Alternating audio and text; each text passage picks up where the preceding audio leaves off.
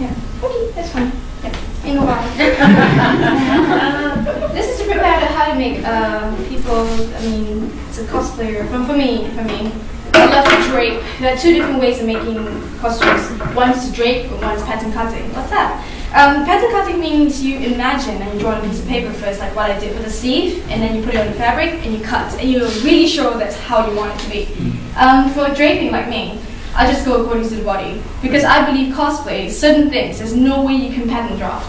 You wouldn't know how it looks. So all I do is put a piece of cloth on the person and cut. So this is what we're going to do later.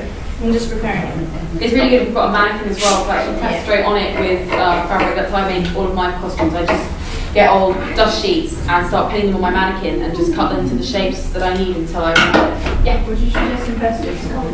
Yeah, if you're really kind of like serious about it and you want to make some really like accurate cosplays and stuff, I would recommend getting a mannequin. But what you can do, which I know quite a lot of my friends do, and I used to have one, you make duct tape mannequins of yourself, which are pretty good as well. And then they're also really good if you're doing armour. You can then just put stuff on it and just spray all over it, and it doesn't really matter if you get spray paint all over it because it's just duct tape, so it's not really a nice mannequin.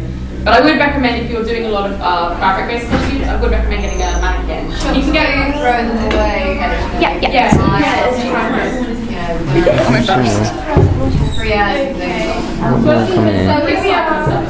Fuck off, Danny. old shops. I'm too tall, I need to go back. When you're done with that line, this is what you most likely will get.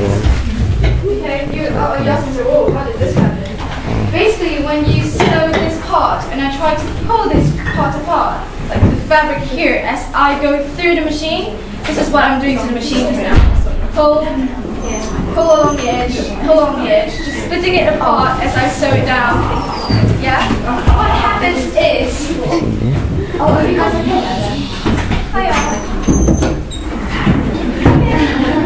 You guys good?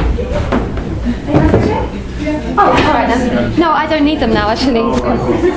They're happy to sit on. You'll just stick it a while.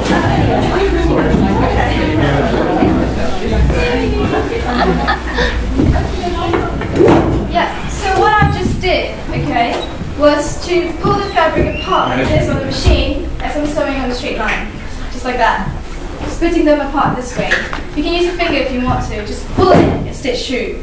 Pull it and stitch through along 90 degrees along the edge, like that.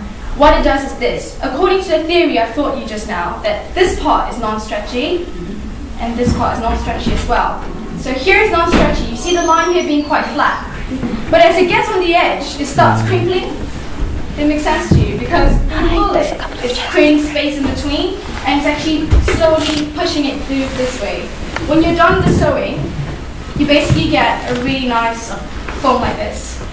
Harder the fabric, because this fabric's really soft. The stiffer the fabric, the bigger the effect. Especially on twill and canvases and thick fabrics. When you do this, you realize it's a huge arch. And what you do is this. You're done with this, flip it inside out. Then you proceed to stitch down the side line here. Yeah? To close up your particular sleeve. I'm just going to pin it and show you.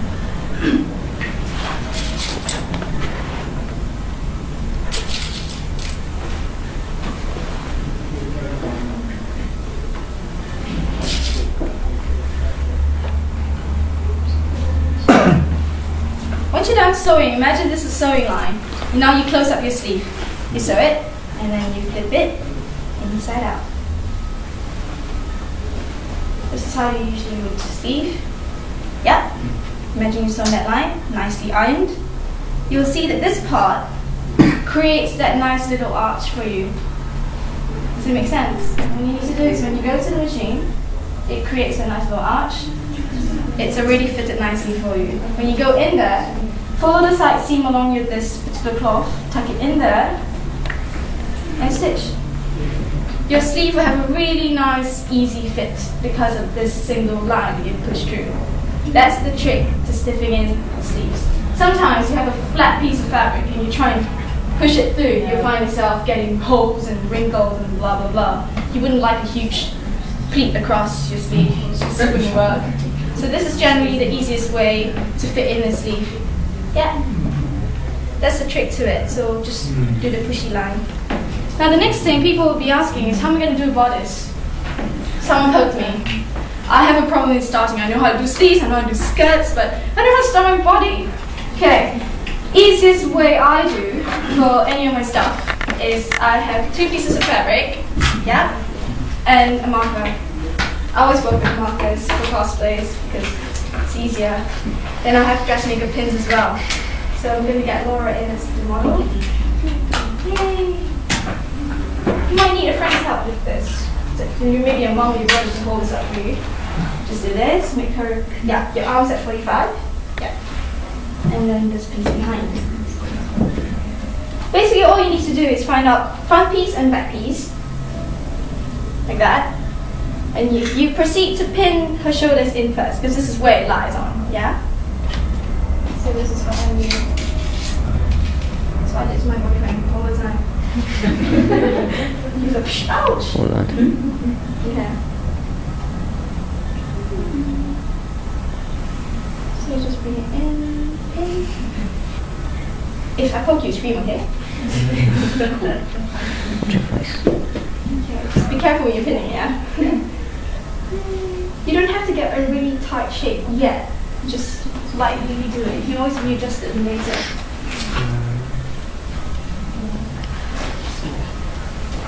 This is my way of draping for This is my way of draping for cosplays because it's easier. I don't like pattern draping. It's more accurate, but I just don't like it. Okay, make sure they're about the same line. And proceed to pin the body.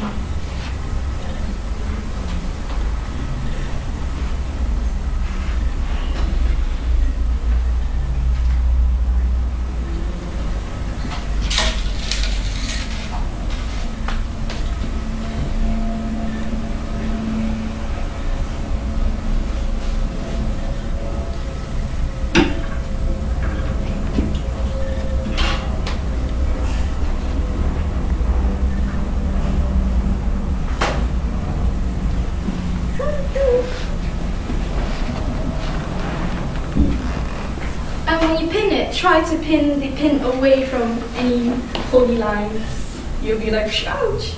Puts his arm down. Okay, we'll just try and bring it in a bit more. And start working our way up.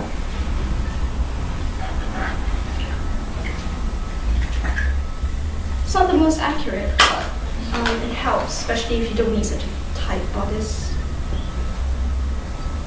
Also, I don't know if we're taking very seriously while I'm talking this, but it's really good to get something like this and actually just have like a base pattern that you always have, like a base sleeve pattern that you can always work with you every time. You don't have to redraft up a new one, so you just go on this. And also, if you get a friend to make just a basic bodice shape for you as well that you can always work from, because you can just adapt these to whatever you want all the time. So yeah, it's good to try and get this and just have one so you can always just trace a pattern of.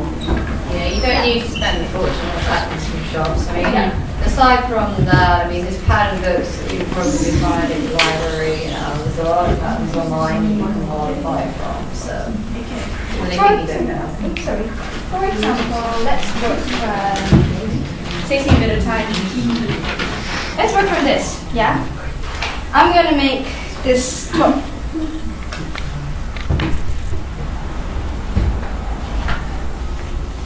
I'm going to make her top bodice, okay? Stopping off somewhere here. I'm going to make her top bodice somewhere here. So it really helps you to see where you want it to end. When you cut it in a straight line, it'll be a straight line, so don't worry about it. So I'm going to end it here. I'm going to do this top part. Whew. Okay, basically there are only 3 measurements you generally need to correct yourself, and that's your bust line, your waistline, and your hip line. For men, it's your chest. You do need the chest, and the chest is usually just right under. For men, it's right under your armpit. For the men, yeah. For the women, it will always be the bust because that's when it's most protruding. Okay.